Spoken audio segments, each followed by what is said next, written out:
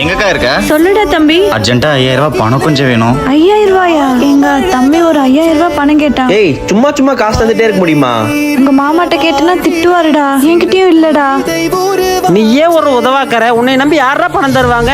ஏன்பா என் தம்பியை நம்பி நான் தருவேன். இவனை நம்பினா ஒரு பைசா கூட உனக்கு திருப்பி தர மாட்டான். என் தம்பி கிட்ட நான் கேட்கவும் மாட்டேன்ப்பா. என்னோடதுல அவனுக்கும் சொந்தம் தான்.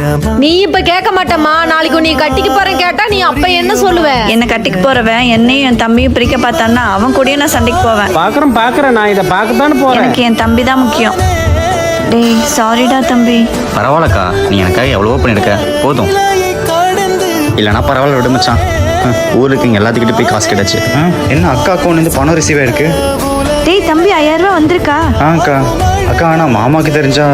அனுப்புனதே அவர் தான்டா. அவரும் பக்கத்துல தான் இருக்காரு. தேங்க்ஸுங்க மாமா, நான் 1 மாசம் திருப்பி தந்துடுறேங்க. டேய், உங்க அக்காவோடது எல்லாமே உனக்கும் தான்டா.